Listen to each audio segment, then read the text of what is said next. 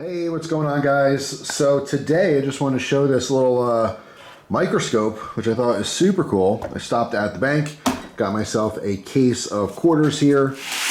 All right, so I can have some fun doing some coin hunting. There's actually a ton of stuff I'm looking to get. You know, besides obviously silver, that's always the most exciting thing for me to find. There's a ton of errors on the new, well, 2023 quarters, the newest of all the you know, women's series quarters. So I'm going to look for that. Also, a little shout out to Jacob, who watches the videos. He, you know, was asking if I knew about the state park quarters, which I do, and I never really had an interest in collecting them because he asked if I collected the, you know, the regular state quarters, and I did twice. I have two full sets.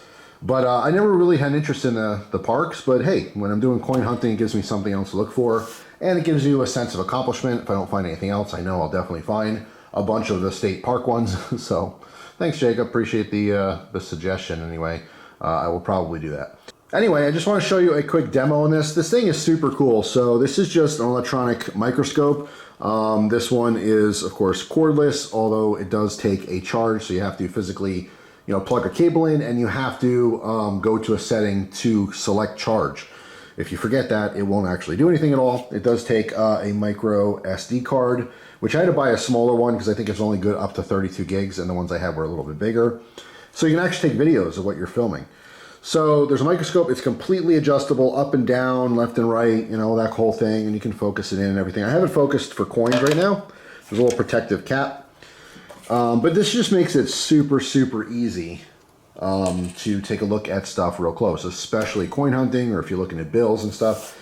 So I'm going to go ahead and just pop out one of these rolls real quick and grab one coin just to give you an idea of what this thing looks like.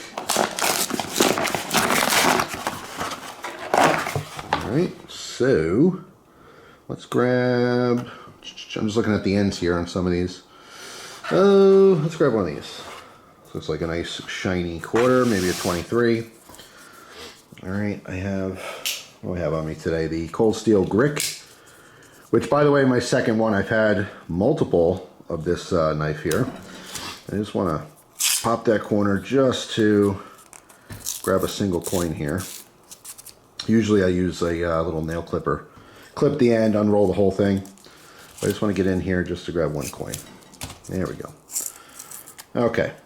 So, one coin, just for a quick little demo here. All right, so we're gonna turn it on. It has a light. The light is adjustable as well. All right, you can see there's clips here, so if you wanna clip something down, you can certainly do that. I don't need to. So this looks like a Bessie Coleman quarter. All right, and look at that detail. Isn't that ridiculous? So I already have this preset for quarters specifically, the distance. So I can go through here and I can look at all the details on this coin. All right, you see her name, Bessie Coleman. All right, and I can see if there's any errors. All kinds of cool little things. In this particular coin, the errors are usually up by the plane. Let's zoom in here a little bit and move this, position everything properly.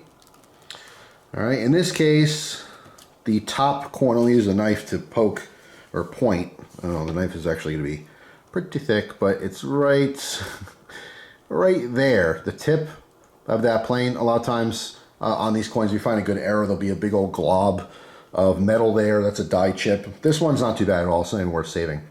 By the way, speaking of knives, let's go ahead and look at the edge on this Grick. That's something else we could do.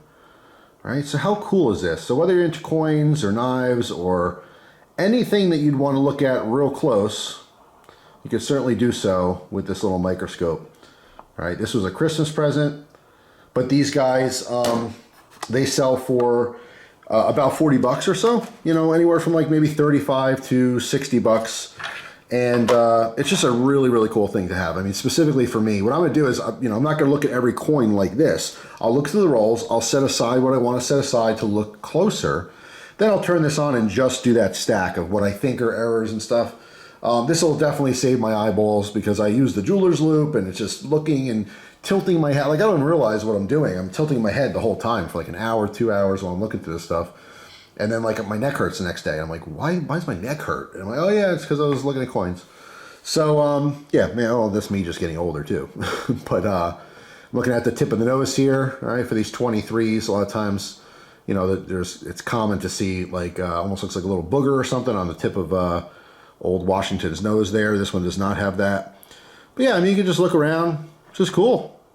You see little initials for the designer. All right, of course, we could look at the year, see if there's any doubling or anything.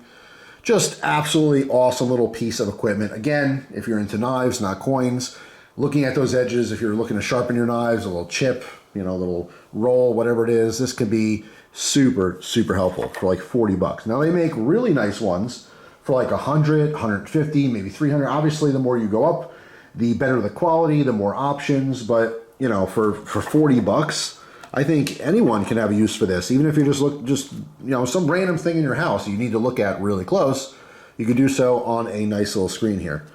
So anyway, just wanted to share that with you. I'm gonna go ahead and I'll turn this off for now, save that battery power, and start looking through the coins. Anyway, just wanted to share that with you guys. Stay tuned. I will do a video on the cold steel brick eventually. Like I said, my second one, the first one I had, I used, but I never really focused on using it. Like I carried it for, I want to say, a week or two. I put it aside along with like probably a dozen other knives, completely forgot about it, rediscovered it months later, and then, forgot about it again because I'm constantly getting new stuff in. But now that I literally have two, I just did another trade and I got this one in that trade. I'll focus on it and I'll definitely get a video on it in the future. All right, so I'm back for a minute here just to show you something. I'm going through some quarters. I got some, state parks and stuff off to the side, a couple random coins I have to look at closer. And I just came across this New Jersey state quarter. All right, let's get that to focus. There we go, from the Philadelphia Mint. And this has something unique on it, which you can clearly see right in the middle. That is a Confederate flag. That is not something that happened at the mint. There's a shot of it on the screen there. This is something that was done, post mintage. So the coin was in circulation. For whatever reason, someone had a tiny little punch of the Confederate flag and decided to add it to this New Jersey coin. It's kind of interesting too because New Jersey was not one of the Confederate states, although from my understanding, New Jersey was a constant conflict during the war because there was such support there for the Confederacy. But obviously, it was a northern state. So anyway, that's interesting. I don't know if it really has any value as much as it is just interesting. But, it's not super uncommon. Nowadays, it's a little less common to find like stamped coins. But I know specifically for pennies, I've come across a couple during different coin hunts where people would stamp different states on the pennies. And that was basically like, it's not like individuals were doing that. Those were companies. So they'd sell, the pennies for your state for maybe 5 cents each, or maybe a full set of all 50 states, which I actually have, for $5, who knows, whatever it was. All right, so here's an actual find that is worth maybe 10 to 15 bucks. $20 on a good day if the coin's in great condition.